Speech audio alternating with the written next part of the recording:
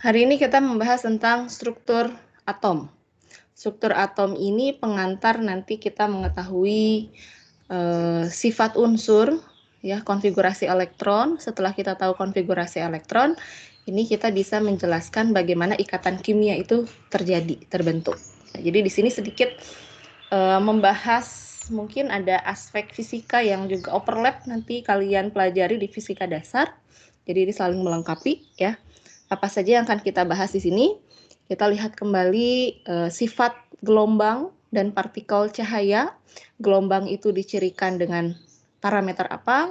Cahaya itu dicirikan dengan parameter apa saja? Ya, ada panjang gelombang, ada frekuensi. Nanti kita hubungkan dengan sifat cahaya. Ini kenapa kita pelajari ini? Karena ini sejarahnya bagaimana pada akhirnya kita menemukan teori mekanika kuantum yang menjelaskan tentang struktur atom, ya. Kemudian setelah melihat sifat gelombang dan partikel cahaya, kita nanti akan mempelajari spektrum emisi. Spektrum itu sebetulnya ada banyak jenisnya, ada spektrum absorpsi, emisi, atom. Tapi di sini yang akan lebih detail kita pelajari adalah spektrum emisi. Lalu yang ketiga, ini ada kemiripan, ya, sebagai dasar dari teori kuantum. Ini ada model Bohr. Kita kan kenal sebetulnya model atom dari SMA, mungkin yang dipelajari sudah banyak sekali, ya. Mulai dari Dalton, Thomson, tapi di sini yang paling mendasari berkaitan dengan teori kuantum itu adalah model Bohr untuk spektrum emisi. Lalu yang keempat, teori kuantum. Nah, di sini mungkin masih ingat di SMA sudah dipelajari bilangan kuantum. Ada 4 bilangan kuantum, ya. Nanti kita lihat maknanya apa. Kalau bilangan kuantumnya itu sekian. Nah, kita lebih mempelajari makna fisiknya apa. Nah, setelah mempelajari teori kuantum, pada akhirnya kita bisa menyusun konfigurasi elektron. Harapan saya kalian tidak menghafal, ya, tidak menghafal.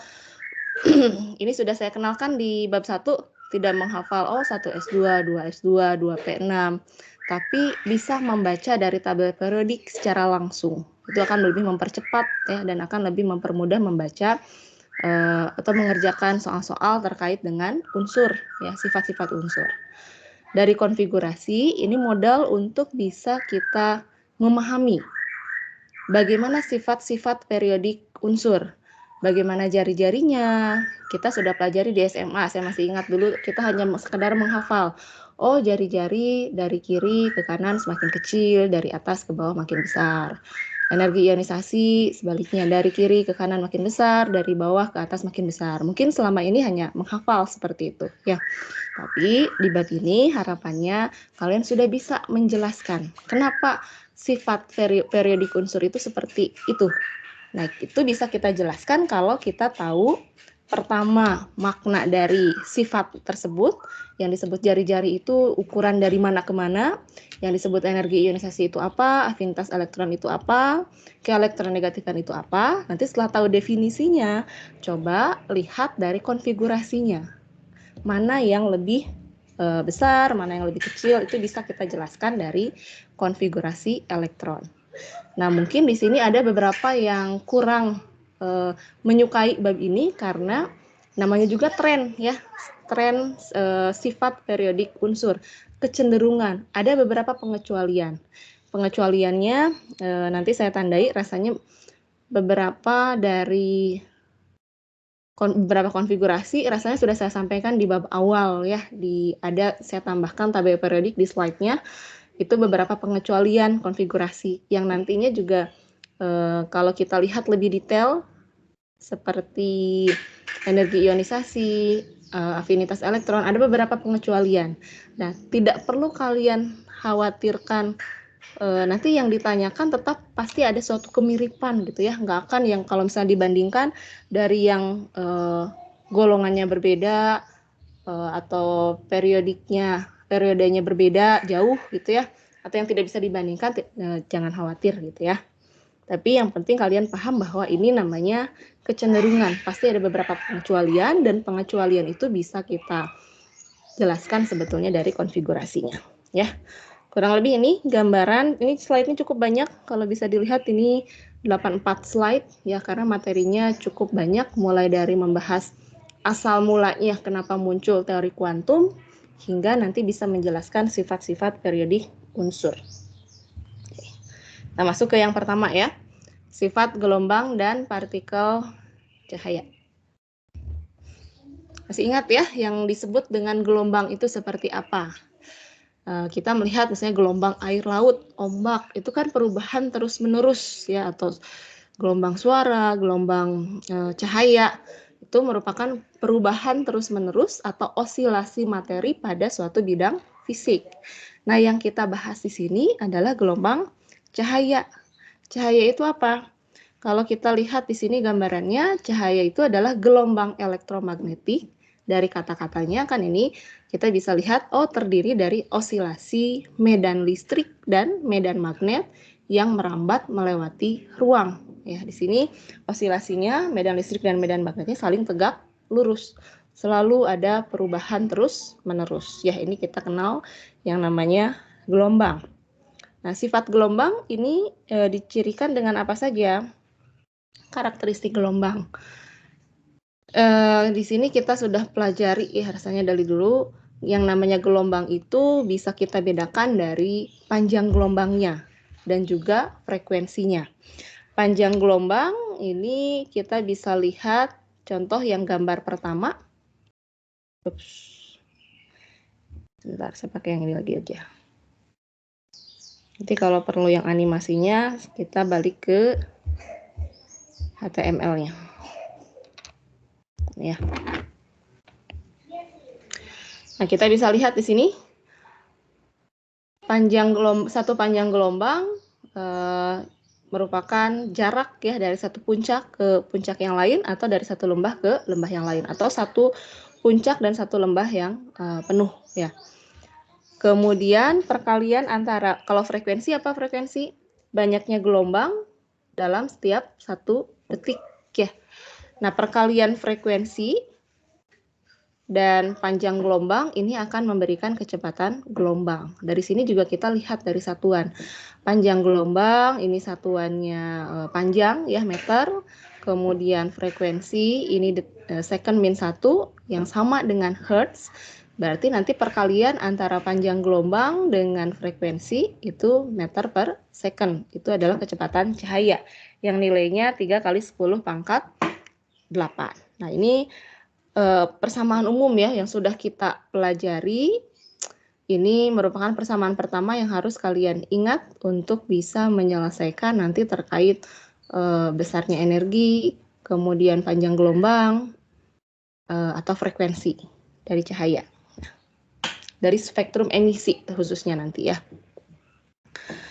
Lalu cahaya itu kan salah satu gelombang, atau lebih spesifiknya adalah gelombang elektromagnetik. Nah, sekarang kita lihat spektrum elektromagnetik secara keseluruhan. Ini terdiri dari semua frekuensi cahaya yang dibagi ke dalam daerah berdasarkan panjang gelombang radiasi.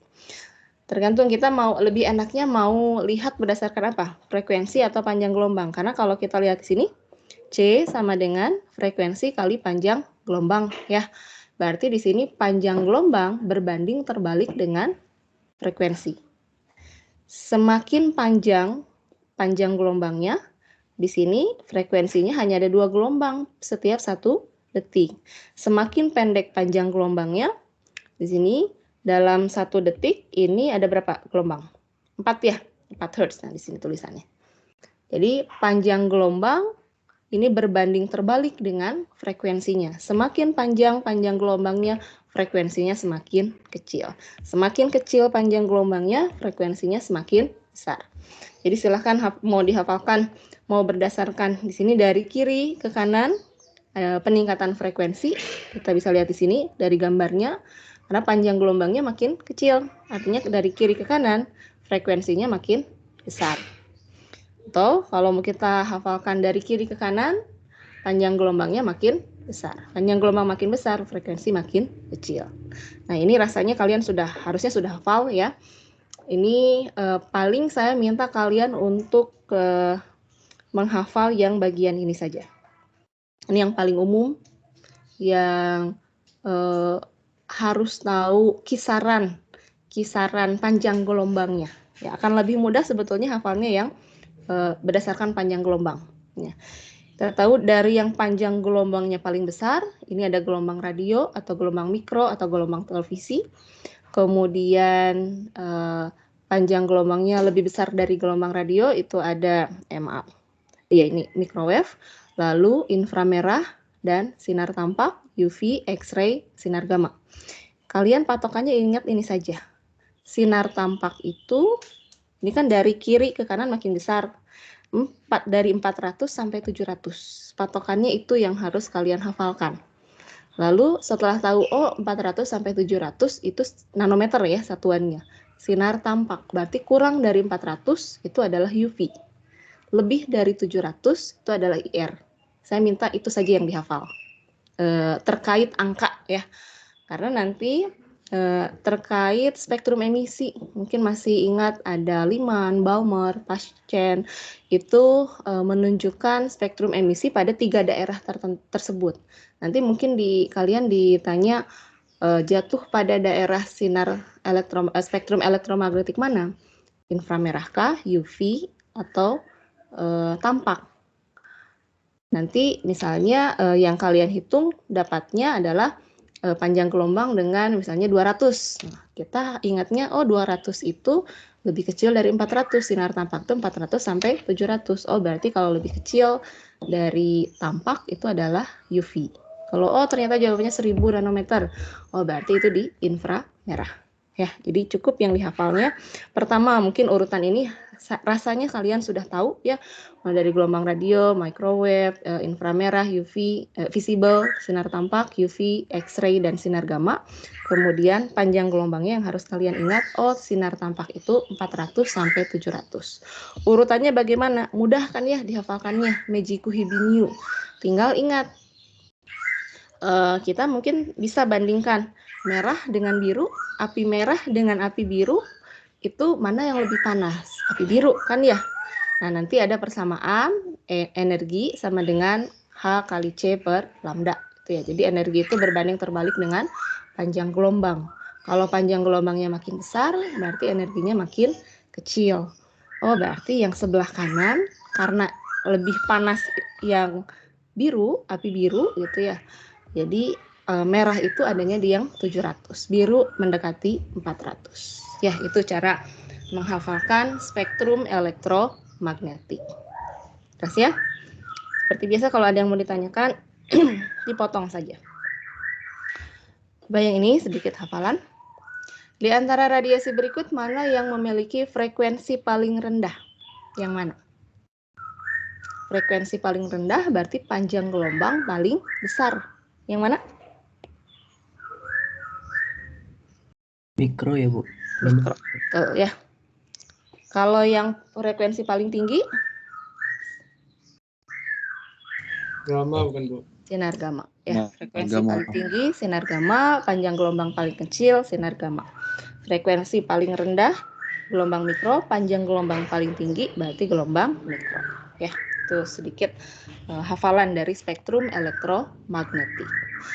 Kemudian, sekarang ini sejarahnya tentang dualisme partikel dan gelombang, ya, cahaya dan gelombang.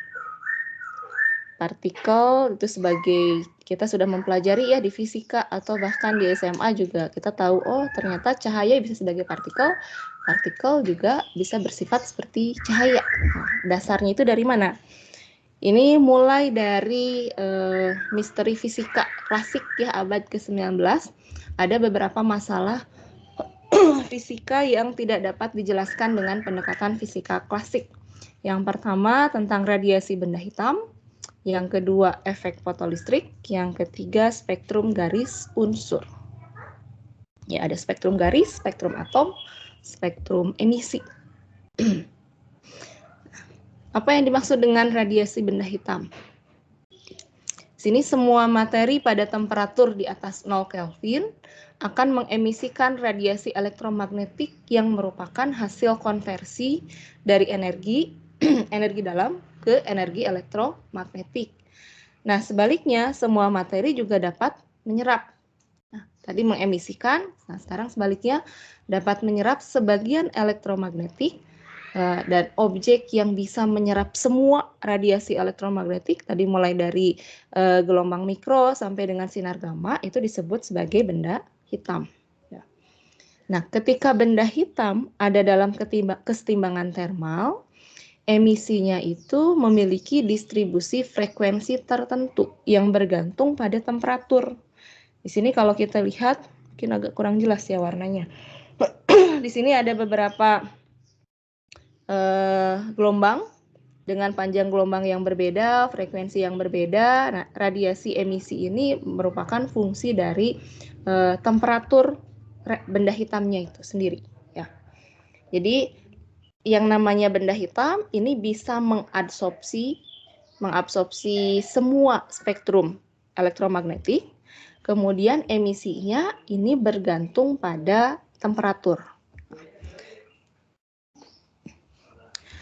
Pada tahun 1895, ini sekitar abad 19, Wien dan Lambert melakukan percobaan untuk mempelajari distribusi energi radiasi benda hitam. Tadi kan bervariasi ya kalau dilihat dari gambar gelombang emisinya. Mereka mendapatkan kurva distribusi energi yang bergantung pada temperatur. Hasil pengamatannya ini sumbu X-nya adalah panjang gelombang, sumbu Y-nya ini spektrum radiasinya, intensitasnya. Ternyata yang diamati, hilang. Oke. Pengamatannya ketika temperatur diturunkan, ini 5000 Kelvin, ini ke bawah 4000 Kelvin sampai 3000 Kelvin. Ketika temperatur diturunkan, intensitas puncak radiasinya menurun. Nah, ini kan puncaknya makin rendah dan juga menggeser panjang gelombangnya, panjang gelombang maksimumnya, puncaknya ke panjang gelombang yang lebih besar. Nah, adanya puncak intensitas emisi radiasi ini tidak dapat diterangkan oleh fisika klasik karena pada waktu itu pokoknya radiasi elektromagnetik atau emisi itu bersifat kontinu gitu ya kalau pada saat itu ya yang diterima. Sedangkan ini menyatakan semakin pendek panjang gelombang dari ke kiri, semakin ke kiri, intensitasnya juga semakin tinggi. Pada waktu itu ini tidak bisa dijelaskan ya oleh fisika klasik yang diterima pada abad 19. Nah, kemudian tahun 1900 Max Planck ini mengemukakan hipotesa ya. Dia mengajukan suatu hipotesa untuk menerangkan spektrum yang dipancarkan oleh benda hitam. Apa hipotesanya? Di sini hipotesanya berisi tentang bahwa radiasi elektromagnetik dari benda hitam itu merupakan pancaran paket-paket kecil energi yang kita sebut sebagai kuanta energi atau foton. Jadi bukan merupakan radiasi yang bersifat kontinu. Kalau kontinu kan artinya di semua daerah, di semua panjang gelombang, di semua tempat itu bisa kita temukan. Ya seperti perosotan gitu ya, di segala titik mungkin kita bisa menemukan posisi tertentu. Tapi kalau kuanta energi atau diskrit ya, itu seperti tangga ya. Kita tidak akan menemukan misalnya ada bola yang diam di ujung-ujung tangga, di sudut-sudut tangga seperti ini ya. Di sudut-sudut ini mungkin tidak akan kita temukan ya. Kita hanya menemukan di suatu besaran dengan kelipatan yang sama di tempat-tempat tertentu. Itu yang kita sebut sebagai unit diskrit ya. Atau kebalikan dari kontinu. Nah, itu usulan pertama yang akhirnya menjadi titik awal ya dari kuantum.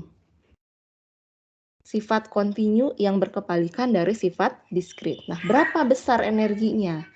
Ini persamaan atau yang tadi bisa kita gabung ya. Tadi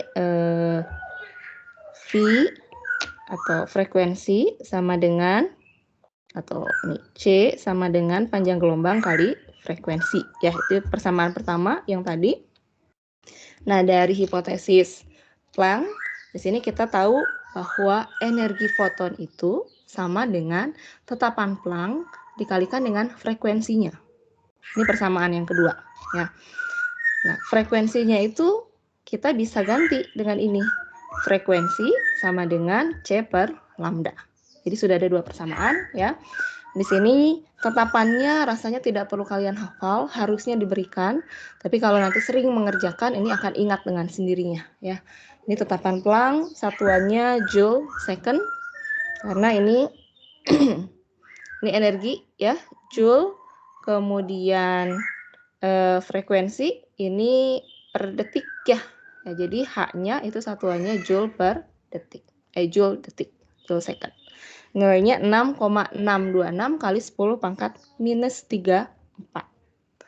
Jadi kesimpulannya apa dari hipotesa Max Planck ini? Berdasarkan konsep ini, energi itu akan bertambah ataupun berkurang sejumlah bilangan bulat. Jadi tidak sembarangan. Berapa bilangan bulatnya? Ya kelipatan dari tetapan Planck dikalikan dengan frekuensinya. Kelipatannya mulai dari 1, 2, 3, dan seterusnya. Yang pasti bukan pecahan.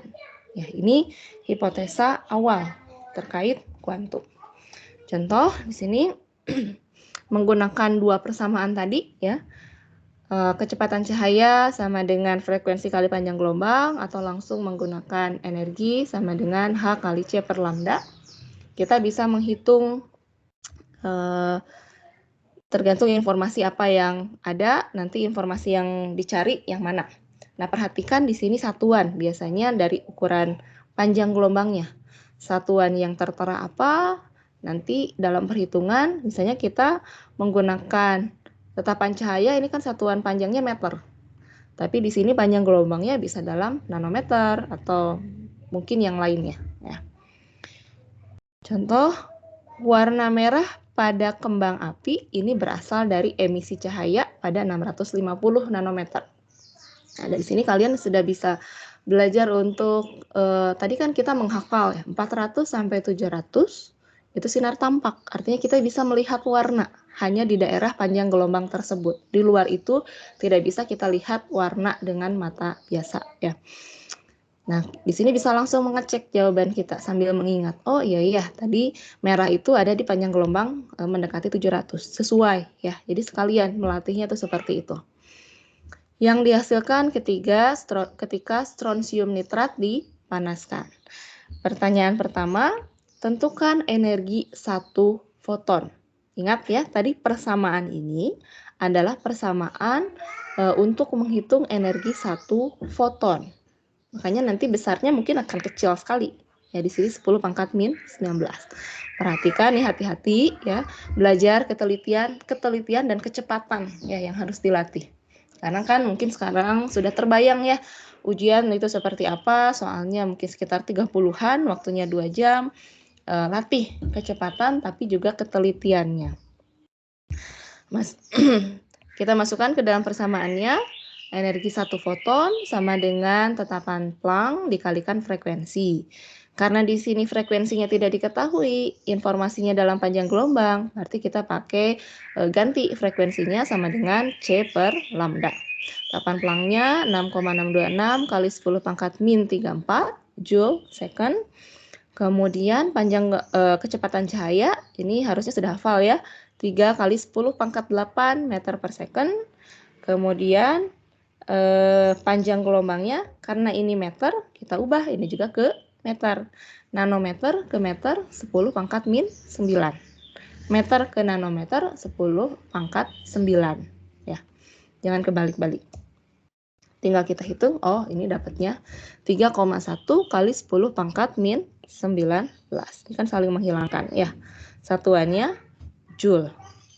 Nah, kalau ditanyakan nanti juga harus teliti ya.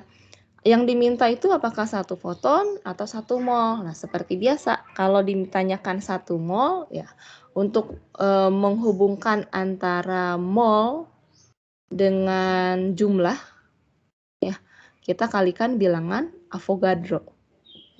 Jadi Avogadro itu bisa kita gunakan untuk menghitung jumlah ion, jumlah atom, jumlah molekul. Ini juga sama, jumlah foton. Ya, partikel apapun kalau kita ingin tahu jumlahnya dalam 1 mol, kita kalikan dengan bilangan Avogadro. Tadi yang kita hitung di atas 3,1 kali 10 pangkat min 19 ini untuk 1 foton. Nah, untuk 1 mol itu ada berapa foton? Sebanyak bilangan Avogadro.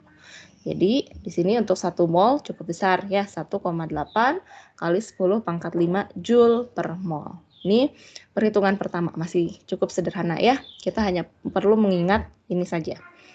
Persamaan pertama, energi sama dengan tetapan Planck dikalikan frekuensi atau tetapan Planck dikali kecepatan cahaya dibagi panjang gelombang. Yang harus diperhatikan hanya satuan.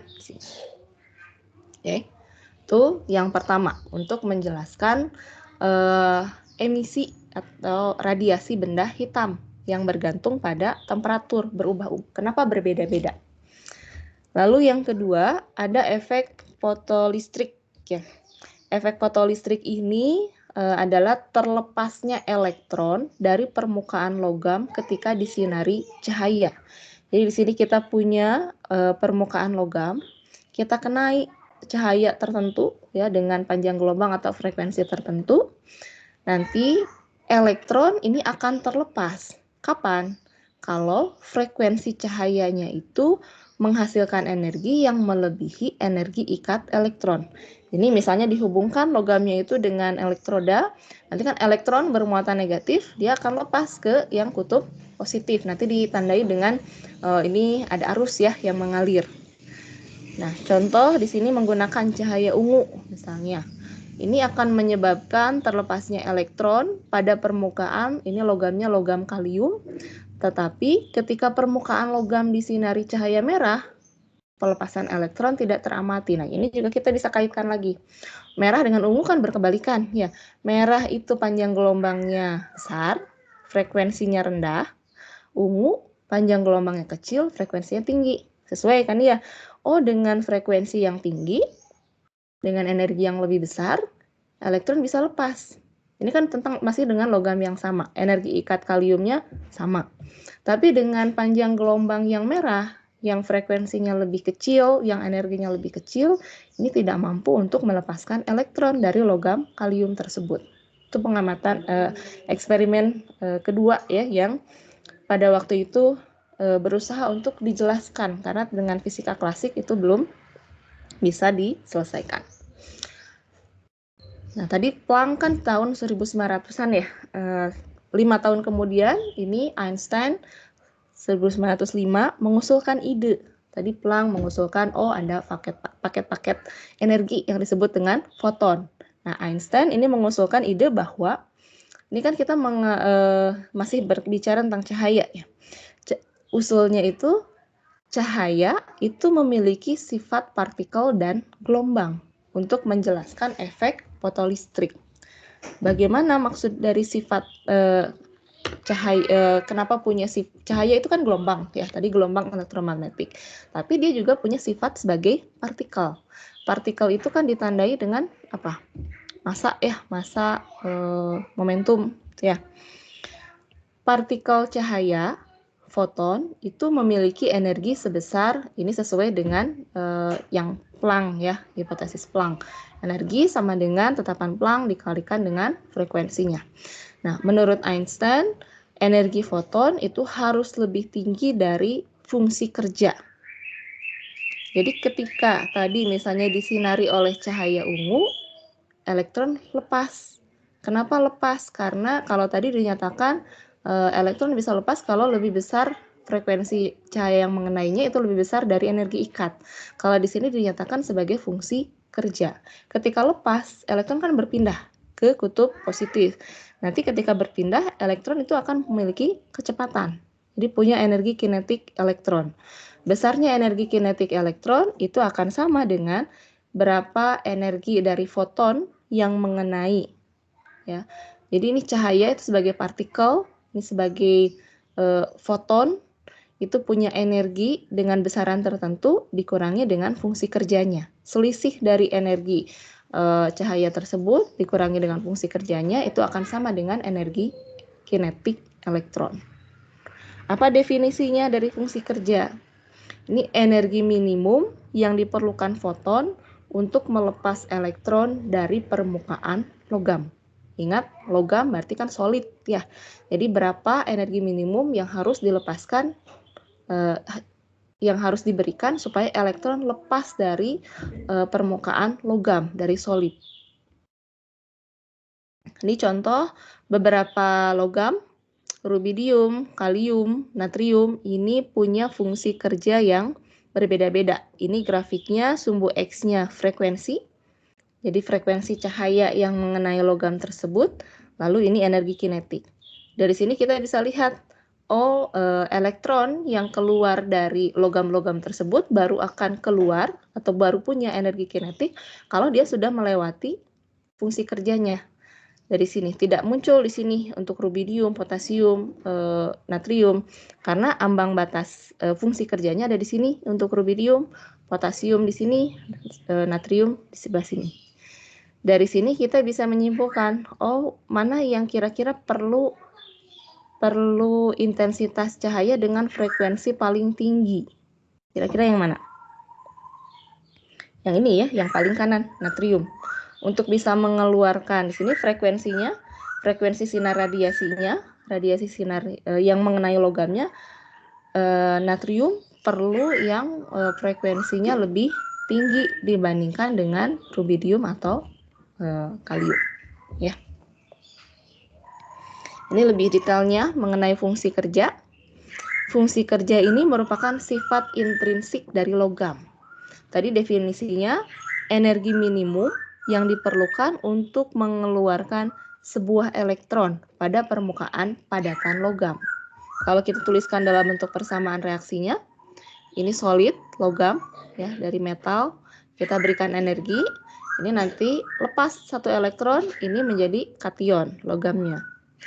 Nah, fungsi kerja ini sering dikaitkan dengan energi ionisasi, tapi sebetulnya kalau kita lihat definisinya ini sebetulnya konsepnya berbeda. Karena energi ionisasi definisinya energi yang diperlukan untuk melepaskan elektron, sama-sama untuk melepaskan elektron, tapi yang berbeda adalah dari suatu atom dalam fasa gas. Jadi yang berbeda di sini. Kalau ini gas, energi ionisasi. Kalau fungsi kerja, ini kan tadi efek fotolistrik ya, logam, permukaan logam. Jadi ini nilainya pasti berbeda energinya. Jadi ada perbedaan nilai antara fungsi kerja dengan energi ionisasi. Tapi kalau trennya ini cenderung sama ya. Kalau dari kalium tadi atau lithium misalnya ini punya fungsi kerja yang lebih tinggi dibandingkan natrium, dibandingkan kalium, begitu juga dengan energi ionisasi. Hanya besarannya yang berbeda tapi trennya tetap sama. Kita coba aplikasikan ke soal konsep ini ya. Dalam percobaan untuk mengamati efek fotolistrik, ada 3 sumber foton dengan panjang gelombang 325, 455, dan 632. Disinari pada permukaan lempengan logam. 3 pengamatan yang diberi label A, B, dan C, hasilnya yang A itu tidak ada fotoelektron yang teramati. Yang B, teramati fotoelektron dan energi kinetiknya 155 kJ per mol. Pengamatan yang C, teramati adanya fotoelektron dengan energi kinetik 51 kJ per mol. Ini lebih kecil energi kinetiknya. Nah, kita diminta untuk mencocokkan, tentukan panjang gelombang foton yang berpadanan dengan setiap pengamatan di atas. Gimana caranya? Yang tidak ada fotoelektron yang teramati, panjang gelombangnya yang bagaimana? Yang besar atau yang kecil? Yang besar. Yang besar. H kali C per lambda. Jadi energi itu berbanding terbalik dengan panjang gelombang ya. Jadi semakin besar panjang gelombangnya, energinya semakin kecil. Jadi energi yang kecil itu tidak akan mampu untuk melepaskan elektron dari permukaan logam. Berarti yang untuk A itu panjang gelombangnya yang mana? Yang A 632 nanometer ya. Lalu yang kedua tadi fungsi kerja energi kinetik elektron itu sama dengan energi foton dikurangi dengan fungsi kerjanya. Katakanlah fungsi kerjanya mungkin tidak terlalu Sama ya, ini untuk logam yang sama maaf. Ya, untuk logam yang sama ya. Jadi fungsi kerjanya sama. Tapi yang berbeda adalah intensitas cahayanya ini. Energi kinetik mana yang akan lebih besar? Kalau fungsi kerjanya sama, berarti yang energinya lebih besar itu akan menghasilkan energi kinetik yang lebih besar. Jadi yang B yang mana? 325 atau 455?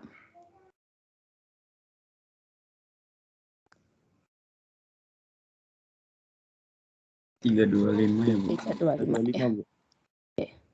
325. Yang akan menghasilkan selisih energi kinetik yang lebih besar adalah yang energinya lebih besar. Nah, energi berbanding terbalik dengan panjang gelombang. Jadi energi yang lebih besar adalah yang panjang gelombangnya lebih kecil. Ya, berarti ini yang 455. Oke, jadi sudah ada 3 persamaan ya yang kita pelajari. C sama dengan frekuensi kali panjang gelombang, yang kedua energi sama dengan tetapan Planck dikalikan kecepatan cahaya dibagi panjang gelombang, lalu yang ketiga untuk menghitung energi kinetik elektron pada efek fotolistrik ini sama dengan intensitas cahaya yang mengenai permukaan dikurangi dengan fungsi kerjanya. Saya kalau ada yang belum dipahami langsung ditanyakan, jangan disimpan ya, jangan dipendam. Oke, ya silakan. Nah, itu berarti kalau digunakan untuk mengeluarkan sebuah elektron itu berarti memutus hubungan antara elektron dengan ikatan dari inti atom ya? Iya, betul. Tapi ini yang ada elektron di permukaan logam, betul. Berarti hanya golongan-golongan yang bersifat logam saja ya, Bu? Iya, efek fotolistrik hanya untuk yang logam. Kalau metaloid gitu bagaimana, Bu? Nanti saya harus cek dulu ya. Harusnya sih tetap punya, karena metaloid kan banyak kita gunakan juga dalam aplikasi elektronik ya. Jadi sepertinya sih mungkin punya nilai energi ikat yang lebih kecil, mungkin nanti harus dipastikan dulu. Baik, Ya. terima kasih, Bu. Ya, sama-sama. Oke. Dah, jadi sudah 2 ya, ada radiasi benda hitam yang dijelaskan, yang diselesaikan dari usulan Max Planck. Kemudian yang kedua, efek fotolistrik ini yang diselesaikan oleh Einstein. Lalu yang ketiga, spektrum emisi. Nah, ini ada beberapa tipe spektrum radiasi elektromagnetik. Tadi yang pertama, ini contoh spektrum kontinu, jadi di semua titik, di semua panjang gelombang, ini contoh untuk sinar tampak ya, kita bisa menemukan semua warna di sini. Ini disebut sebagai spektrum kontinu. Spektrum ini kita bisa peroleh atau bisa buat dengan cara memijarkan padatan atau gas pada tekanan yang tinggi. Nanti hasilnya seperti ini. Yang kedua, ini spektrum absorpsi. Jadi ini mirip seperti spektrum kontinu, tapi pada beberapa daerah ini ada garis gelap, artinya dia diserap pada panjang gelombang tersebut. Ini bisa kita peroleh, bisa kita buat dengan cara menyinari gas dingin dengan sumber cahaya kontinu. Jadi kan sumber cahayanya kontinu, nanti tergantung jenis gasnya apa, pada beberapa daerah tertentu mungkin dia akan menyerap warna tersebut, jadi hilang garisnya. Spektrum yang kontinu hilang di beberapa panjang gelombang. Nah, spektrum absorpsi ini nampak sebagai garis-garis gelap yang karakteristik dengan komposisi gasnya. Ya. Jadi kalau gasnya berbeda, dia akan menyerap pada panjang gelombang yang berbeda. Tanda garis gelapnya, garis hitamnya juga akan berbeda-beda. Nah, yang ketiga ini spektrum emisi. Spektrum ini dibuat dengan cara memanaskan padatan atau gas pada tekanan rendah. Radiasi yang diemisikannya akan tampak sebagai spektrum garis dengan warna-warna tertentu. Ini kalau ini kebalikan. Ini yang diemisikan nanti ditandai dengan warna-warna tertentu pada suatu plat atau pada suatu ini garis hitam ya, maaf, daerah hitam. Kebalikan dari absorpsi. Nah, kita lebih menyoroti mengenai spektrum emisi ya. Tadi contohnya ini kita bisa buat dari gas pada tekanan rendah. Kita misalnya alirkan arus listrik ya. Tadi ini dibuat dengan cara memanaskan. Kita panaskan melalui bantuan listrik, misalnya memanaskan padatan atau gas pada tekanan rendah. Ini kita panaskan, kemudian nanti dilewatkan pada suatu celah, melewati prisma, nanti akan muncul pada layar atau film fotografinya sebagai garis-garis yang berwarna emisinya. Ya. Sebentar, ini nggak ada di PDF-nya. Di sini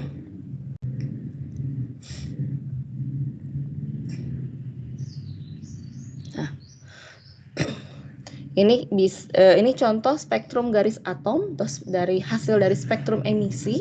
Ini ibaratnya kita bisa analogikan sebagai sidik jari ya.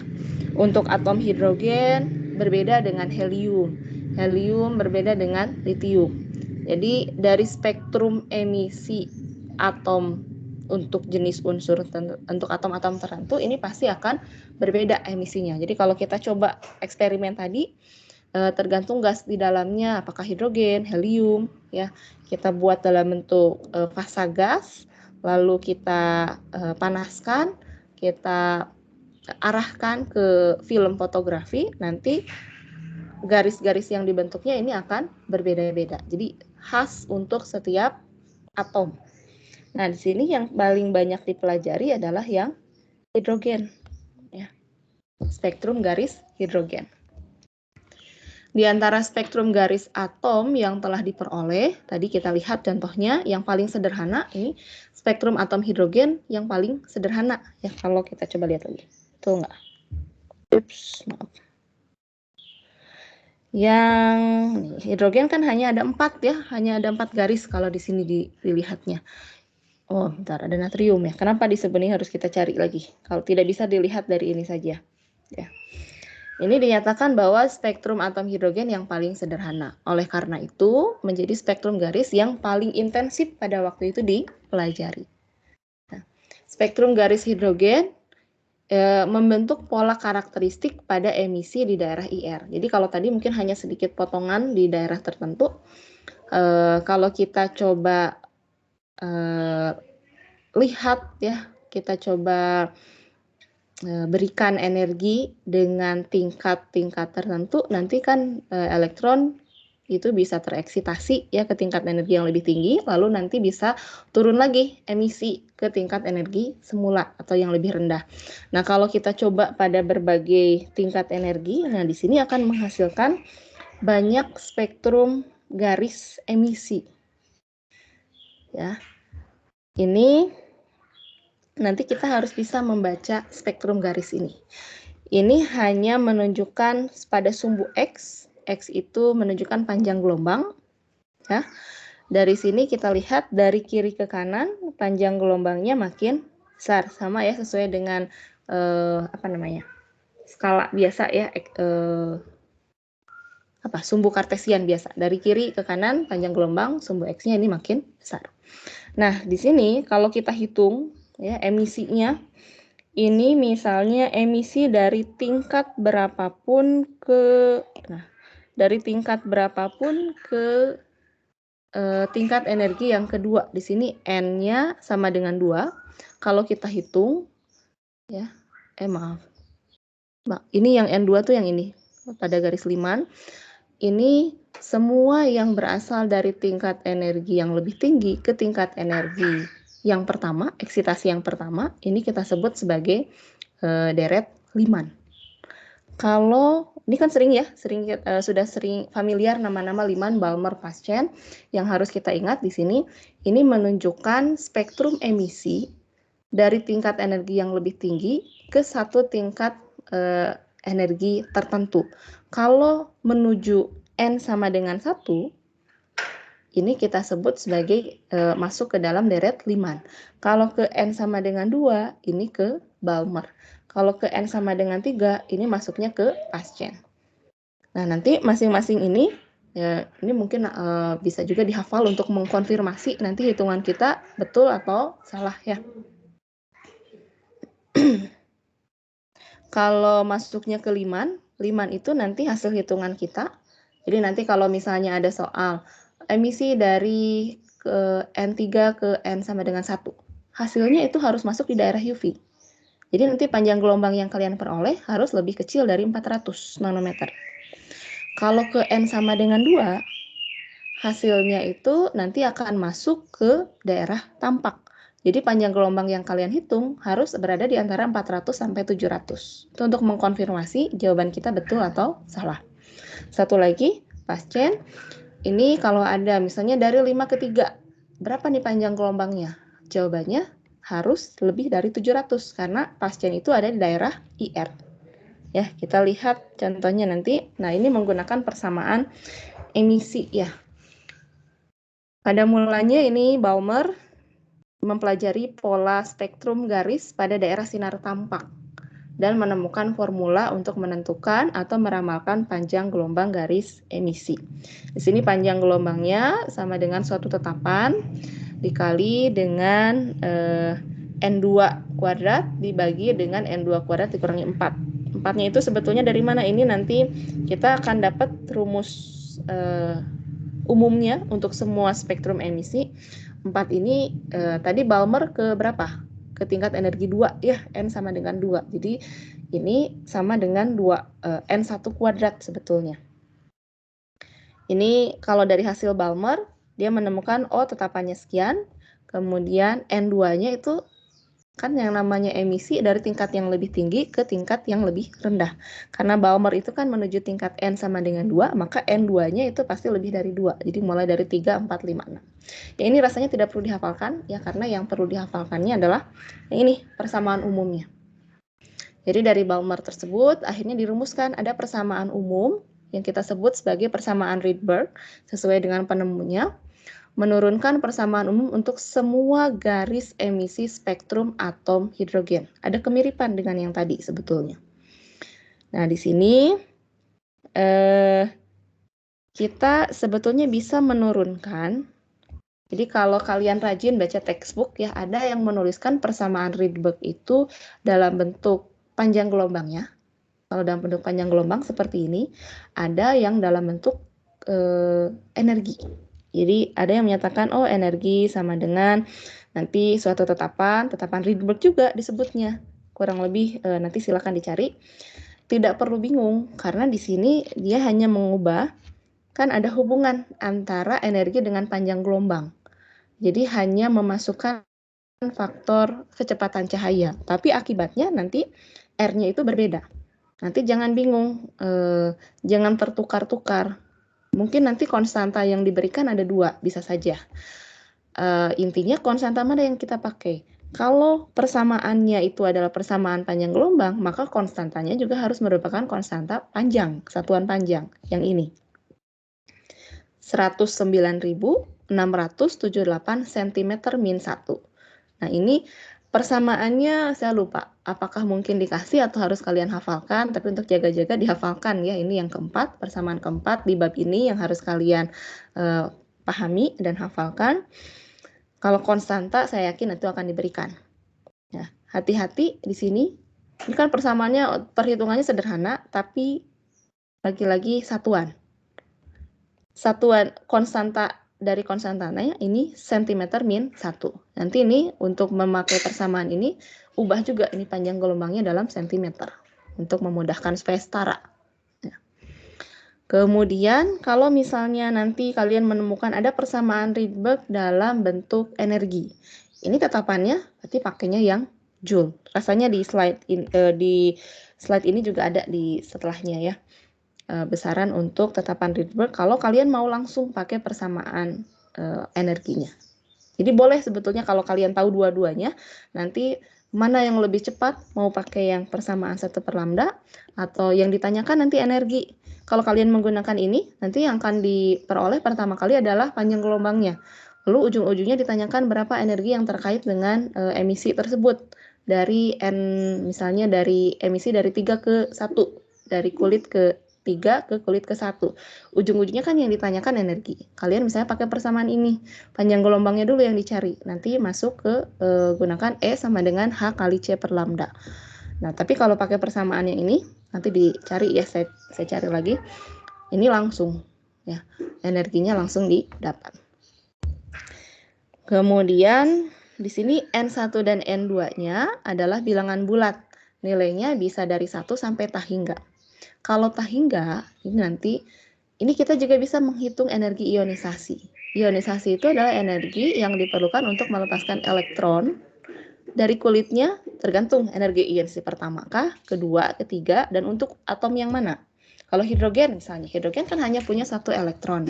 Dia berada pada keadaan dasar, pada N1. Maka kita bisa menghitung energi ionisasi menggunakan persamaan ini. Tinggal kita tulis awalnya dari mana? Dari 1. Menuju ke mana?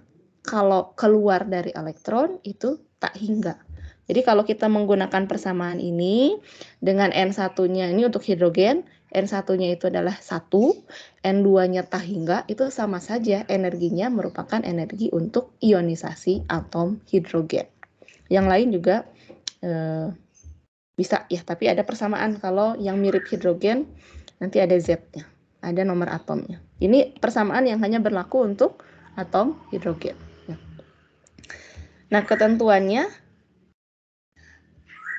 hati-hati nanti kalau untuk persamaan ini kan panjang gelombang tidak bernilai negatif ya. Jadi sebetulnya proses adsorpsi maupun emisi itu kan yang membedakan itu mirip seperti eksoterm dan endoterm. Kalau adsorpsi itu endoterm, perlu energi untuk bisa pindah elektron itu dari keadaan dasar ke tingkat tereksitasi. Kalau emisi itu melepaskan energi. Besarannya angkanya sama, yang membedakan hanya angkanya, satu negatif, satu positif. Kalau tereksitasi ke tingkat yang lebih tinggi, adsorpsi itu positif. Kalau emisi turun dari tingkat yang lebih tinggi ke keadaan dasar atau ke yang lebih rendah, itu negatif. Jadi angkanya sama, yang membedakan hanya plus minusnya. Nah, kalau panjang gelombang, ini kan tidak negatif, pasti positif. Jadi kalau kita menggunakan rumus ini, apakah itu adsorpsi atau emisi, kita pokoknya masukkan N2-nya itu harus lebih besar daripada N1. Karena 1 dibagi angka yang lebih besar, hasilnya akan lebih kecil. Ya, jadi ini nilainya di dalam kurung ini akan selalu bernilai positif. Tinggal nanti kalau ditanyakan energinya, ya sesuaikan dengan soalnya, apakah itu adsorpsi atau emisi. Kalau adsorpsi positif, kalau emisi negatif. Tapi, kalau kalian menggunakan persamaan Rydberg yang dalam bentuk energinya, itu selalu inisial, jadi ada N1, N2-nya itu, N1-nya awal, N2-nya akhir. Jadi nilainya bisa positif, bisa negatif. Itu ya yang membedakan kedua persamaan. Nanti misalnya kalian browsing di internet persamaan Rydberg atau membaca textbook yang lain bukan dari Brady, kok beda persamaan Rydbergnya. Ada yang dinyatakan dengan energi, ada yang dinyatakan dengan panjang gelombang. Konsepnya sama, yang membedakan nanti tetapannya. Tetapannya kalau yang energi dalam satuan joule, kalau yang panjang gelombang dalam satuan panjang. Nah, ketika Rydberg mengemukakan persamaan ini belum diketahui apa arti fisik dari N. Nah, kita sekarang taunya N itu sementara kulit ya. Keadaan dasar, N-nya sama dengan 1, lalu tingkat eksitasi pertama, N-nya sama dengan 2, dan seterusnya. Nah, dari sini kalau yang lebih luasnya lagi, pengelompokan deret spektrum hidrogen. Dengan menggunakan persamaan Rydberg tadi, spektrum garis hidrogen ini dapat dikelompokkan berdasarkan nilai N1-nya. Jadi, menuju ke mananya emisinya. Kalau menuju ke 1 itu Lyman, menuju ke 2 itu Balmer, menuju ke 3 itu Paschen, menuju ke 4 Brackett, ke 5 Van, ke 6 Humphreys. Ya. Kita mungkin biasanya, kalau di SMA mungkin sampai Brackett ya. Ini mungkin sebetulnya tidak perlu dihafal, tapi ketika kita menghafal itu menjadi alat bantu kita untuk mengecek apakah jawaban kita sudah betul, logis atau tidak.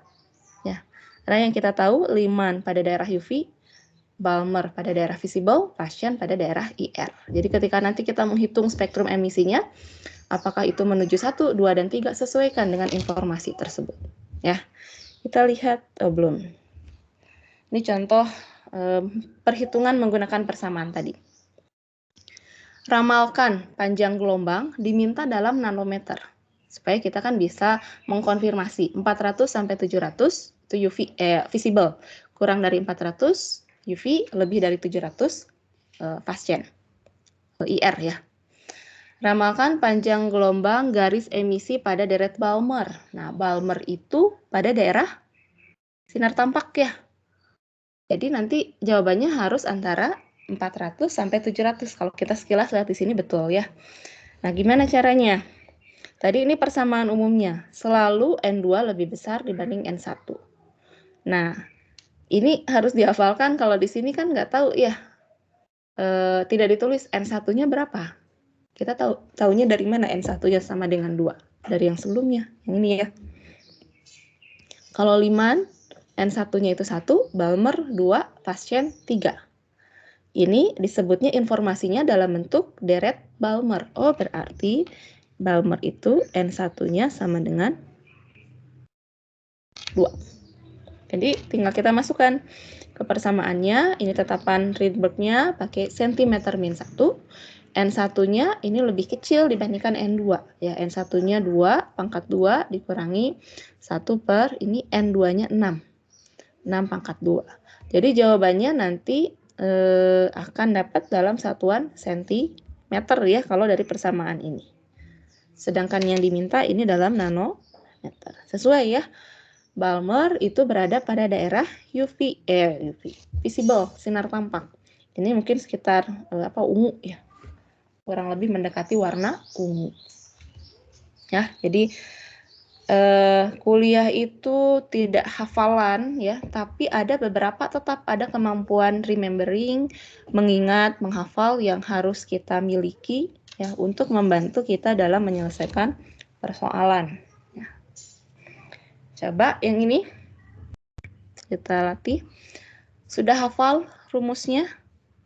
Garis pada spektrum hidrogen teridentifikasi berpadanan dengan N1 sama dengan 1, N2 sama dengan 4.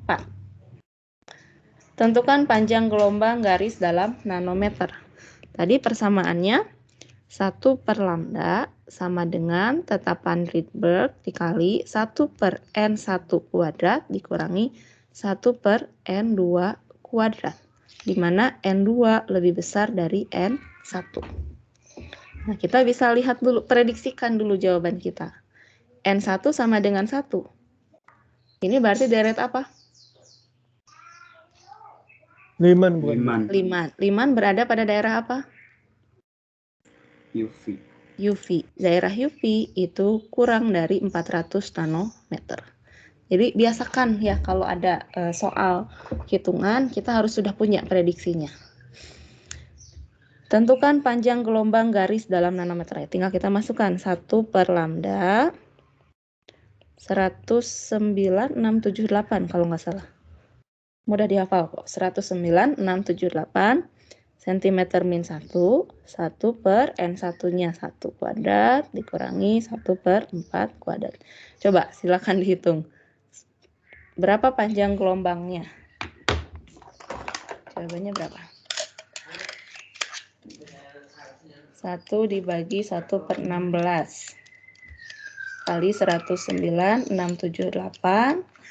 lambdanya 1 dibagi sekian. Jawabannya kalau dalam sentimeter 9,72 kali 10 pangkat min 6 cm ya. Kalau dalam nanometer, kalau sentimeter ke nanometer 10 pangkat 7, Bu. 10 pangkat 7. Jawabannya 97,2 nanometer ya? Sama? Ini sesuai dengan prediksi kita. Kurang dari 400 nanometer. Ya, untuk meyakinkan kita bahwa apalagi ujian kan katanya tidak bisa dibalik ya soalnya. Itu sepertinya kendala sistem ya. Itu juga salah satu keterbatasan. Mungkin kalau paper base seperti biasa, kita bisa mengerjakan soal yang lebih mudah dulu. Makanya mungkin nilainya bisa jadi lebih tinggi ya kalau biasa. Karena juga dinilai tahap-tahap pengerjaannya. Kalau online kita terbatasnya kita hanya melihat hasil akhir, kemudian terbatas oleh sistem tidak bisa. Kalau soal yang itu tidak bisa, daripada buang-buang waktu, mungkin kalian kosongkan atau seperti apa jawabannya kurang meyakinkan, kalian next lanjut ke soal selanjutnya. Itu juga salah satu kekurangan ya yang mau nggak mau harus kita terima. Tapi semua juga sama, punya kendala yang sama. Oke, Yang B, hitung energi garis tersebut dalam satuan joule. Ya, ini tinggal kita pakai energi sama dengan H kali C per lambda. Tetapan Plancknya 6,62 kali 10 pangkat min 34 joule second 3 kali 10 pangkat 8 meter per second. Kemudian, nah ini pakainya yang meter juga diganti. Meter ke sentimeter, berarti ini kita pakai 9,72 kali 10 pangkat berapa? Min 4 ya? Min 4 kan? Nanti satuannya joule. Jadi ada 3 konversi satuan panjang ya. Awalnya yang kita masukkan, kita peroleh dari rumus itu cm, tapi yang diminta dalam satuan nanometer. Untuk menghitung energi, kita konversi lagi ke meter. 6,62 kali 10 pangkat min 34 kali 3 kali 10 pangkat 8 dibagi 9,72 kali 10 pangkat min 4. Jawabannya sama nggak? 2,04 kali 10 pangkat min 22 joule. Ibu, maaf. Ada yang keliru? Yang mana? Yang gelombangnya 10 pangkat minus 4 atau minus 8? Nya minus 8. Minus 4, minus 8. Sentimeter Minus ke... 8. Oh, minus 8. Iya. Minus 8 ya, maaf. Betul. Nah, itu kan keliru juga. Jadi jawabannya pangkat minus berapa? 18 ya? 18. Oke, kasih. Ya. Lalu yang C. Berdasarkan panjang gelombangnya, garis tersebut ada pada daerah mana dalam spektrum magnetik. Jadi ini justru dari awal ya, kita sudah tentukan sesuai dengan N1 itu Lyman, berada pada daerah UV. UV itu kurang dari 400 nanometer.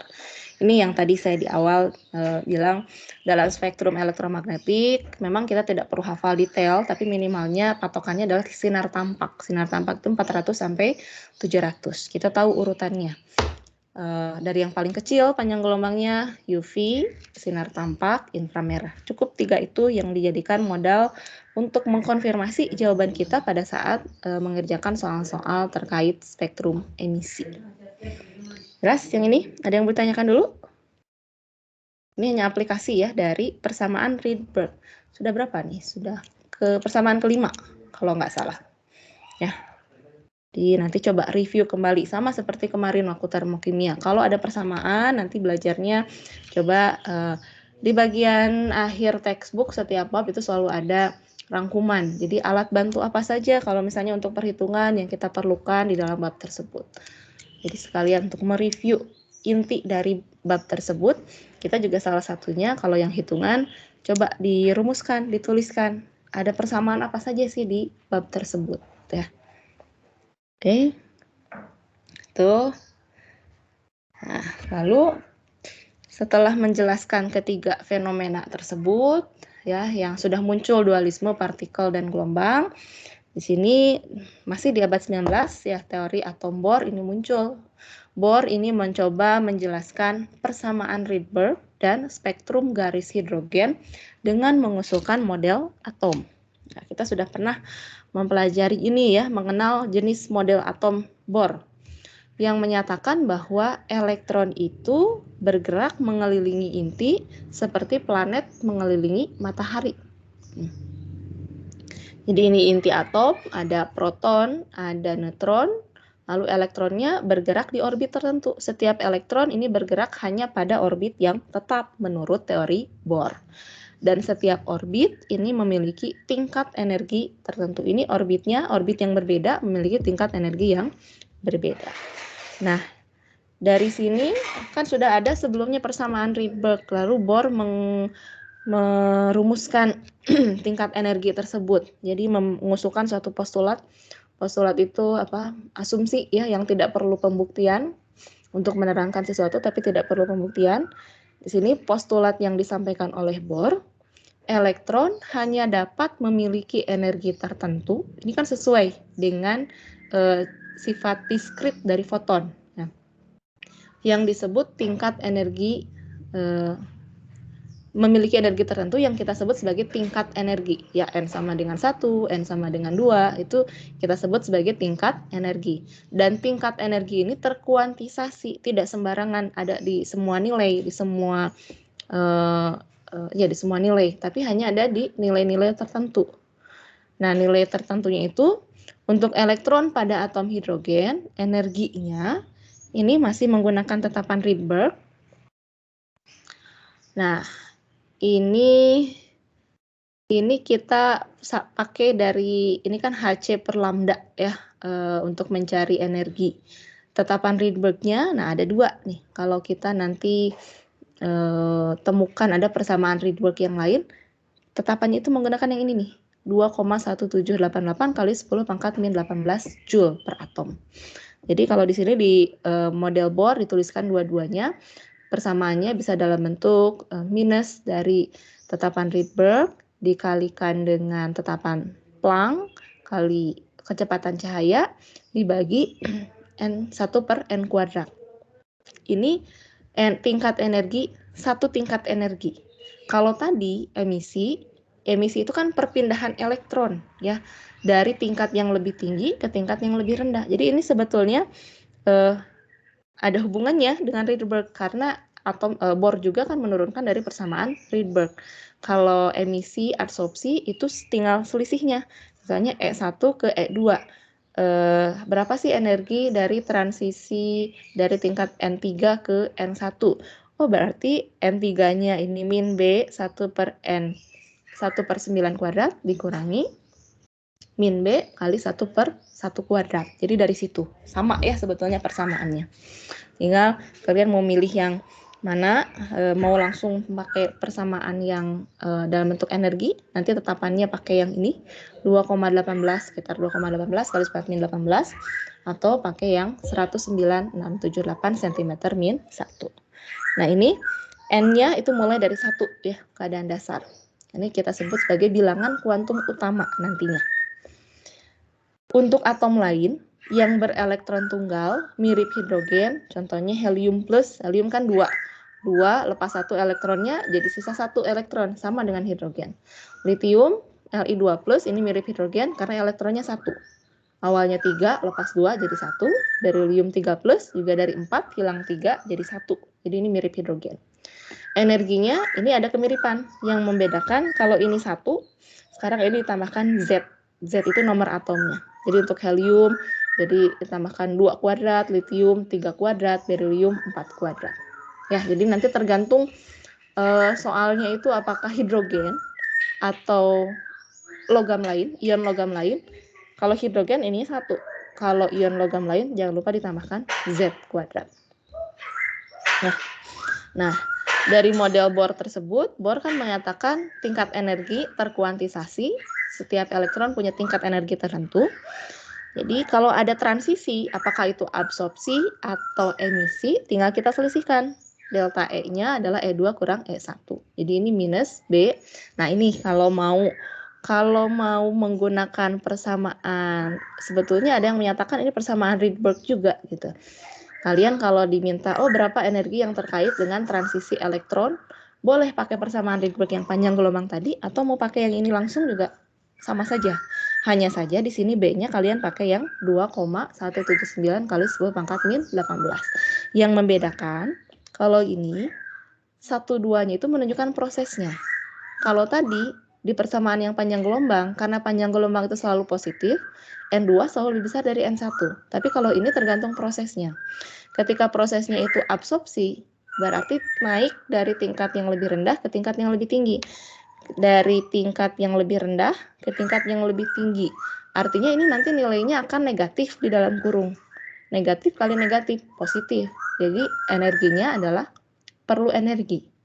Tapi kalau prosesnya emisi itu dari tingkat yang lebih tinggi ke tingkat yang lebih rendah. Jadi N1-nya dari yang lebih tinggi, ini lebih besar, ke tingkat yang lebih rendah, N2-nya lebih kecil. Nilai di sini akan positif. Positif kali negatif, ini hasilnya nanti akan negatif. Sesuai, energinya adalah melepas eksoterm. Ya, kalau emisi melepaskan energi. Bisa ya dipahami? Nanti tinggal kalian lebih mudah pakai persamaan yang mana, itu sama saja. Kalau ditanyakan energi, ini kan lebih enak ya langsung, tanpa kita perlu lagi mengkonversi panjang gelombangnya. Ya. Panjang gelombang ke E sama dengan H kali C per lambda. Oke. Nah, tadi dari Bohr ini tetapannya di awal memang negatif. Dari mana negatifnya? Untuk menyatakan bahwa kalau pada keadaan dasar kan energinya itu paling stabil, paling rendah. Jadi tingkat energi yang paling rendah itu ada di N sama dengan 1. Kalau yang tidak terikat dengan elektron itu, atau yang N-nya tak hingga, itu sama dengan 0 menurut Bohr ditetapkannya. Jadi kalau ada elektron yang terikat itu harus punya energi yang lebih kecil. Makanya tandanya adalah negatif. Jadi energi yang paling rendah ini akan ada di negatif untuk yang N sama dengan 1. Ya. Oke. Bentar, kita coba lihat yang sini. Ada yang mau tanyakan dulu? Silahkan. Nah. Jadi di sini transisi elektron dapat terjadi bila energi foton, apakah itu yang diserap atau diemisikan, setara dengan delta E-nya. Ya, kita bisa hitung delta E-nya, energi fotonnya sama ya semuanya tetapan Planck dikalikan dengan frekuensi. Yang diemisikan atau yang diabsorpsi itu sama dengan minus B. B di sini pakai yang 2,178 179 kali 1018 Joule kali 1 per N2 kuadrat dikurangi 1 per N1 kuadrat. Kalau cahayanya diserap, misalnya ini kalau diserap itu berarti dari tingkat yang lebih kecil, nah di sini menerima cahaya hijau naik ke tingkat yang kedua. Ya. Kalau ini sebaliknya, dari tingkat yang kedua ke tingkat 1 melepaskan cahaya hijau. Jadi mau prosesnya berbeda, tapi kalau tingkat energinya itu sama, dari misalnya 1 ke 2, 2 ke 1, energi yang dilepaskannya sama, energi yang terlibatnya itu sama. Kalau kita lihat dari gambaran pancaran energinya, warnanya ya sama, misalnya hijau gitu. Yang membedakan hanya positif negatifnya, arahnya saja. Kalau cahaya diserap oleh atom, ketika elektron pindah ke tingkat yang lebih tinggi, artinya N2-nya lebih besar dari N1. Kalau kita masukkan ke rumus, N2 lebih besar dari N1, nanti hasilnya akan negatif dalam kurungnya. Kita kalikan minus B jadi positif. Jadi kalau cahaya diserap, sesuai ya, delta E-nya positif. Sebaliknya, kalau cahayanya diemisikan, atom ketika elektron pindah ke tingkat energi lebih rendah, di sini N2-nya lebih kecil dibandingkan N1. N2 lebih kecil dibandingkan N1, nanti yang di dalam kurungnya positif, kalikan minus B, jadinya delta E-nya negatif. Jelas ya? Itu proses absorpsi dan emisi. Nah, menurut Bohr, setiap garis pada spektrum emisi itu dihasilkan foton yang diemisikan ketika elektron jatuh dari orbit dengan N lebih tinggi ke N lebih rendah. Misalnya gambarannya di sini, kita bisa lihat ini prosesnya kan beda-beda. Kalau yang sebelah kanan ini dari N3 ke N2. Ini semua jatuh ke N sama dengan 2. N sama 2. Dan 2 ini kan masuk ke deret Balmer. Semuanya berada pada sinar tampak sesuai dengan ini ada warnanya. Kita bisa lihat, oh dari nanti silakan tinggal buktikan. Dari 3 ke 2, ini panjang gelombangnya ternyata 656. Ini warna merah. Dari 4 ke 2, ini warna biru hijau. Dari 5 ke 2, ini warna ungu. Ya, 434 nanometer. Dari sini kita bisa lihat, dari 3 ke 2, dari tingkat energi yang lebih dekat dengan tujuan akhirnya, ini kalau panjang gelombangnya ini lebih besar, berarti energinya masih kecil ya. Nanti akan lihat perbedaannya. Semakin jauh dari, nah ini aja ya. Awalnya di sini, semakin jauh asal emisinya, nanti dia akan berdekatan, semakin berdekatan. panjang gelombangnya. Jadi yang awalnya itu diskrit, lama-kelamaan kalau daerah inframerah ke sana, daerah mana ya? Nanti akan menjadi spektrum, bukan spektrum garis lagi, tapi spektrum yang kontinu. Nanti kita lihatlah lebih detailnya ya. Nah, seperti ini. Coba, ini rasanya salah satu contoh soal ujian yang pernah disampaikan. Bisa memahami soal ini. Spektrum emisi spesi berelektron tunggal, mirip hidrogen.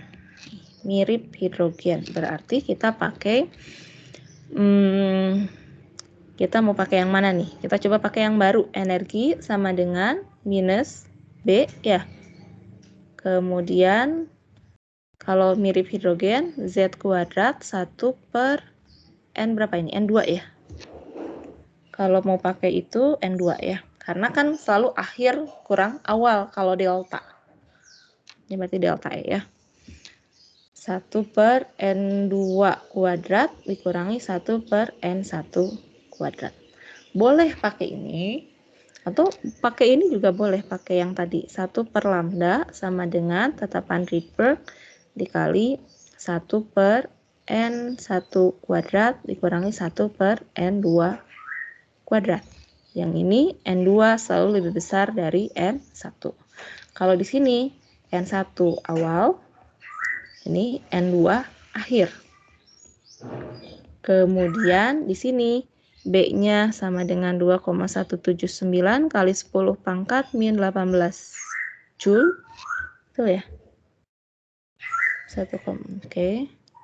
Kalau yang ini RH-nya 109,678 cm min 1. Itu ada 2 persamaan, boleh kalian pakai yang manapun, hasilnya akan sama saja, maaf.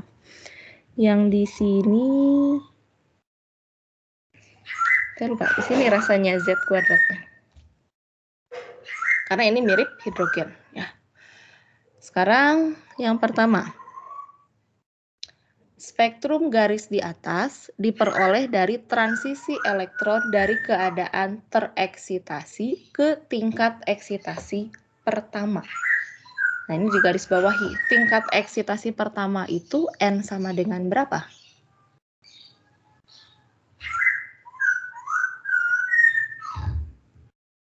N sama dengan berapa? Kalau tingkat eksitasi pertama. Kira-kira ke berapa? 2 bukan, Bu? 2. Ya, karena N sama dengan 1.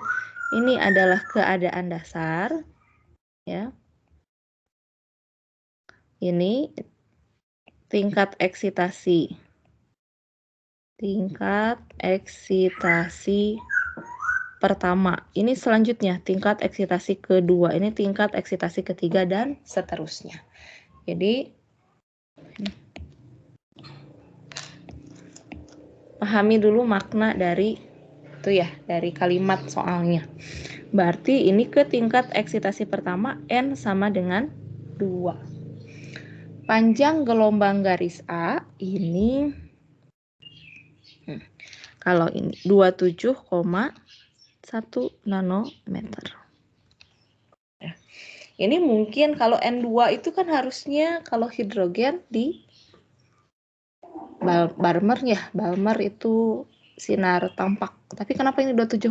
Karena ini bukan hidrogen ya. Tapi ini atau ion logam lain yang mirip hidrogen. Kalau yang tadi deretnya itu untuk deret atom hidrogen. Yang pertama, tentukan bilangan kuantum tertinggi atau N2 dan terendahnya atau N1 yang memberikan garis emisi A dan B. Cara bacanya gimana? Ini tadi ditulisnya spektrum garis ini diperoleh dari hasil transisi elektron dari keadaan tereksitasi ke tingkat eksitasi pertama.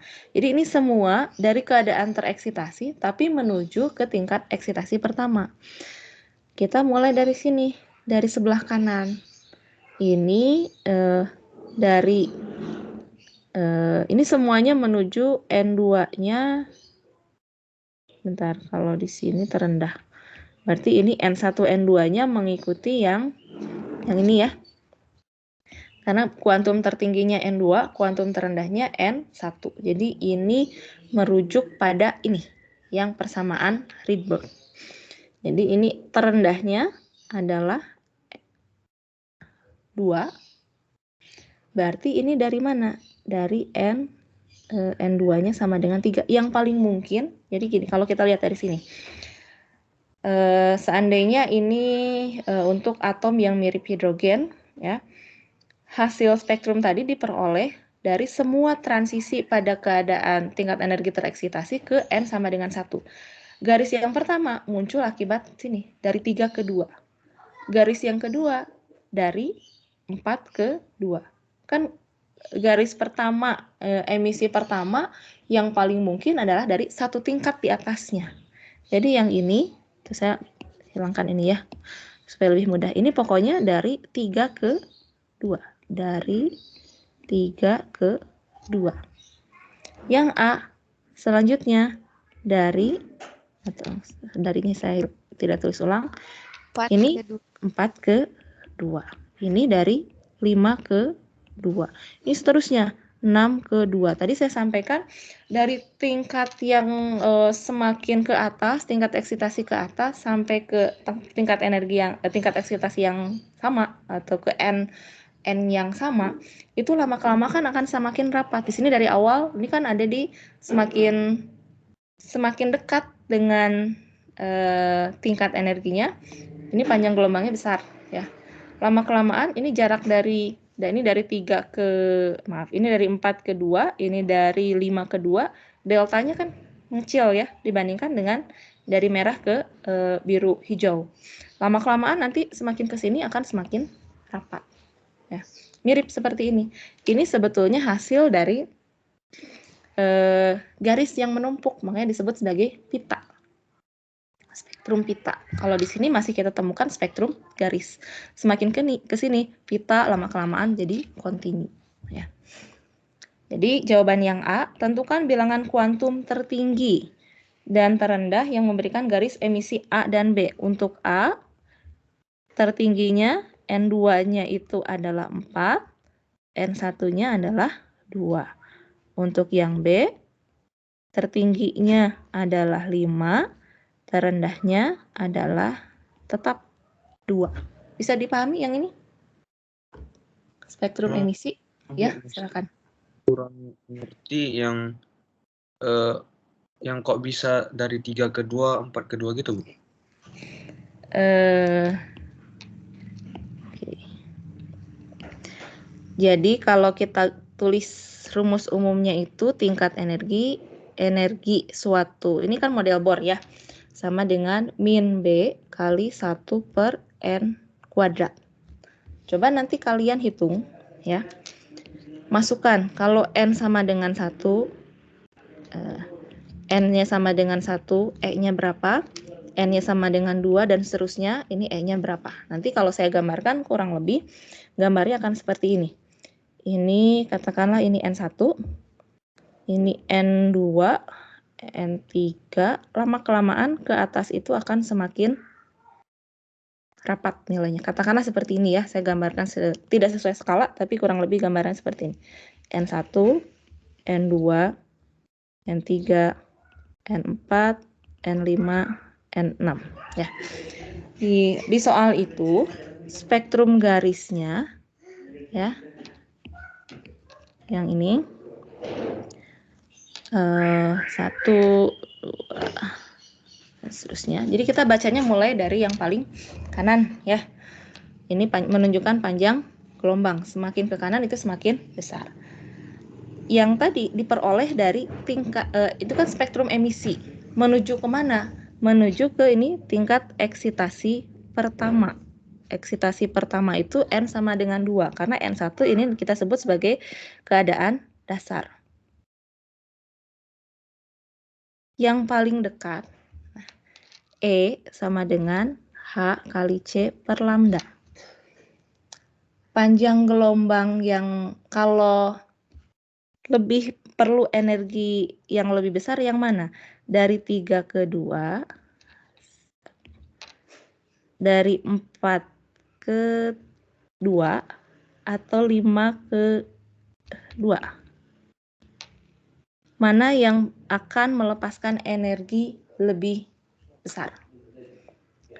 3 ke 2, 4 ke 2, 5 ke 2. 5 ke 2, Bu. 5 ke 2, karena kan bedanya jauh ya. Energi berbanding terbalik dengan panjang gelombang. Atau sekarang saya balik, mana yang hanya melepaskan energi paling kecil? Dari 3 ke 2 kan ya? Energi berbanding terbalik dengan panjang gelombang. Energi yang lebih kecil menghasilkan panjang gelombang yang lebih besar. Jadi, kalau ini saya tulis A, B, C, maka yang berkaitan dengan ini pembacaannya adalah A, B, C. Bisa dipahami nggak? Emisi itu elektron berpindah dari tingkat energi yang lebih tinggi ke tingkat energi yang lebih rendah.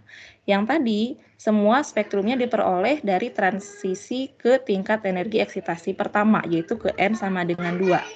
Nah, kalau kita diminta untuk mencocokkan antara proses emisi ini sesuai dengan spektrum garisnya, seperti apa? Seperti ini. Jadi kita mulainya dari yang kanan. Kenapa? Ini dari yang panjang gelombangnya semakin besar. Karena yang pertama itu dihasilkan dari tingkat energi yang terdekat lah. 3 ke 2 selisihnya akan lebih kecil dibanding 4 ke 2 dibanding 5 ke 2. Energi berbanding terbalik dengan panjang gelombang. Kalau energinya kecil, panjang gelombangnya akan besar. Jadi yang terdekat itu yang dari kanan. Lama-kelamaan, ini kan kalau kita lihat, kalau kita hitung nilai ini, masukkan ke dalam tingkat energi ini makin lama makin rapat. Nah, semakin rapat artinya kan deltanya semakin kecil ya. Makanya ini lama-kelamaan kesini akan makin rapat. Bisa dibayangkan? Sudah lebih mulai tergambar? Bisa, Ya. Bu, makasih, Bu. Jadi pahami dulu, ini kemungkinan soalnya itu di sini nih. Banyak yang eksitasi pertama berarti N1-nya sama dengan 1. Padahal N sama dengan 1 itu adalah keadaan dasar. Ya. Jadi pertama itu, nah baru tentukan identitas spesies yang menghasilkan spektrum tersebut. Di sini kita punya informasinya yang garis A. Kita pakai garis A 27,1. Kita masukkan ke boleh yang bawah ya, karena langsung ke panjang gelombang. 1 per nanometer ke sentimeter. 1 per 27,1 kali 10 pangkat min 7 ya. Min 7 cm sama dengan 109,678 cm min 1. Nah, ini yang dicari adalah Z kuadratnya. 1 per, nah N1-nya yang A itu 2 kuadrat dikurangi 4 kuadrat. Coba dihitung. Z-nya itu berapa? Sekitar 17, Z kuadrat. iya. Saya Oke. dapat segitu. Berarti Z-nya berapa kalau diakarkan? Sekitar? Kurang lebih 4 berilium. Sekitar 4, betul. Jadi kalau 4 itu namanya, berarti ini ion apa? Kalau Berilium. 4, berilium 3+ ya. 3+. Bisa dipahami ya? Tentukan identitas spesies. Dari mana kita tahu identitas? Z. Z itu kan nomor atom, menunjukkan nama unsurnya, jenis atomnya. Nah, karena ini mirip hidrogen, elektronnya harus 1. Berarti spesiesnya bukan berilium, tapi berilium 3+. Gas. Jadi ini ada teori, ada hitungan, semua runut sebetulnya saling berkaitan sampai akhirnya nanti kita bisa menyimpulkan konfigurasi dan sifat periodik. Saya paham ya kenapa tadi dari penjelasan yang ini dari 3 ke 2, 4 ke 2, 5 ke 2, 6 ke 2, 7 ke 2, 8 ke 2 dan seterusnya. Sampai lama-lama ini akan membentuk pita atau sampai kontinu. Tidak lagi berupa garis. Kenapa tidak berupa garis? Karena memang deltanya mirip, sangat berdekatan dibandingkan dengan skala ini, skala sumbu X-nya. Jadi hanya dengan bermodal persamaan Rydberg, terserah mau pakai yang mana, tergantung informasinya mana yang memudahkan. Hanya saja perlu dipahami di sini ada perbedaan definisi N1 dan N2. Kalau di panjang gelombang selalu N2 lebih besar dibandingkan N1. Kalau di delta E ini menunjukkan prosesnya. N1 itu awal, N2 itu akhir. Oke. Dikit lagi lah ya. Nah, dari teori Bohr itu ternyata tidak mampu menjelaskan semuanya. Ya, ada beberapa yang tidak bisa dijelaskan oleh teori Bohr. Yang pertama, teori Bohr gagal menerangkan spektrum untuk atom berelektron banyak.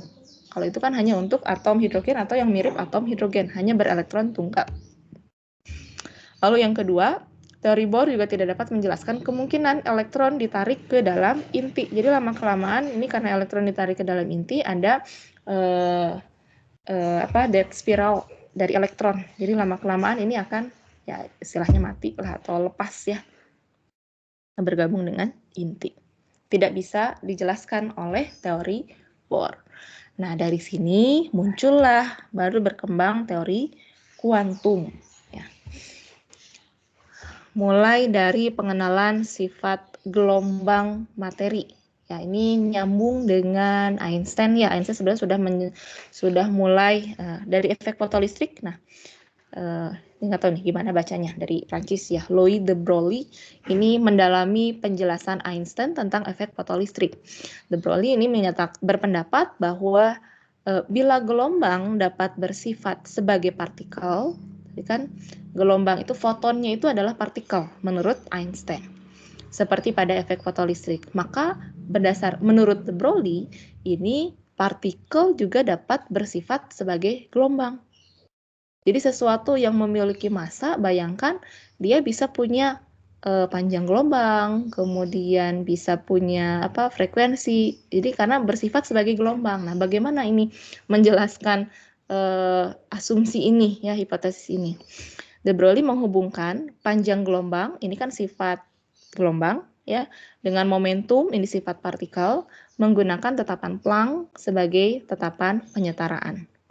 Jadi ada hubungan antara panjang gelombang dengan sifat partikel. Nah, kalau gambaran klasik kan ini elektron itu bergerak ya, dari elektron itu ya bulat seperti ini lah ya, seperti bola gitu ya. Kita tidak bisa membayangkan dia bergeraknya seperti apa gitu. Tapi ini gambaran bagaimana elektron bergerak dalam satu gelombang, pergerakannya mengikuti pergerakan gelombang. Tapi nah, bagaimana cara menjelaskan fenomena ini? Bagaimana menjelaskan kok bisa partikel itu bertindak sebagai gelombang?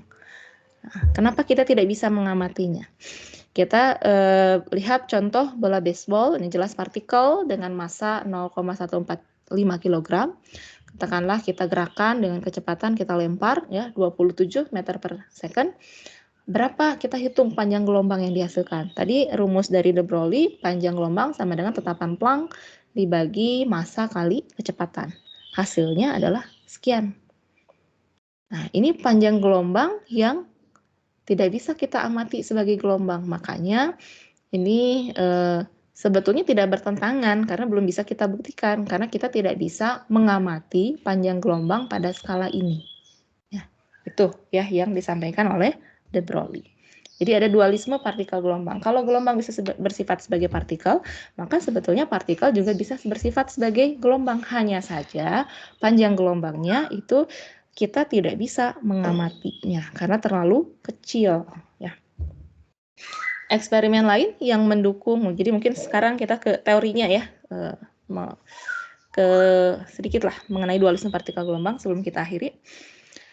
Untuk mendukung pernyataan de Broglie ini tentang dualisme partikel, Davidson dan Germer juga membuktikan sifat gelombang dari elektron secara eksperimen.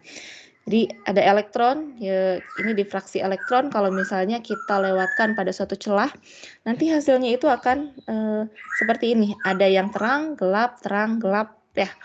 Ya kalau kita lewatkan pada layar optik.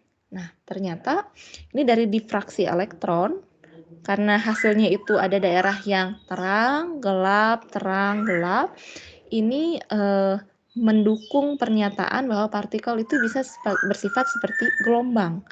Zona gelapnya ini dihasilkan akibat sifat gelombang yang saling destruktif ya, ada konstruktif saling menguatkan, ada destruktif yang saling melemahkan.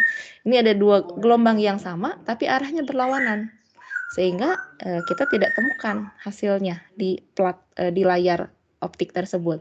Kalau yang terang ini ada gelombang yang sama, amplitudenya sama, ketika saling menguatkan sifat gelombang kita jumlahkan konstruktif, ternyata hasilnya saling menguatkan. Jadi dari eksperimen ini elektron memiliki pola difraksi yang mirip dengan difraksi gelombang cahaya. Ini untuk mendukung pernyataan de Broglie bahwa partikel juga bisa bertindak sebagai gelombang. Nah, dengan menggabungkan teori orbit atom Bohr dan teori gelombang partikel de Broglie, maka gelombang elektron itu harus memiliki jumlah panjang gelombang yang bulat. Bila tidak, ini akan terjadi interferensi saling meniadakan. Jadi kalau ini suatu lingkaran, pasti untuk menjumlahkan supaya lengkap satu lingkaran penuh, ya, satu lingkaran penuh ini harus merupakan kelipatan dari panjang gelombangnya. N bilangan bulat kali panjang gelombangnya keliling, ya. Jadi keliling lingkaran tersebut harus merupakan suatu bilangan kelipatan dari bilangan bulat. Kalau hasilnya tidak merupakan kelipatan bilangan bulat atau ini merupakan gabungan dari panjang gelombang yang ini kelilingnya tidak sama dengan kelipatan dari panjang gelombangnya, akhirnya kita tidak bisa menemukan daerah di sini. Ini ada orbit yang dilarang. Ya. Oke, mungkin sampai sini dulu. Nanti kita lanjutkan. Ada yang mau ditanyakan dulu sebelum kita akhiri? Sudah 8.45. Oke, kalau tidak ada, ya, jadikan kemarin yang mungkin sudah tahu nilainya, ujian, pelajaran untuk bisa lebih semangat lagi, ya. Minimalnya target terdekat, ujian kuis, ya, kuis 2, dicicil.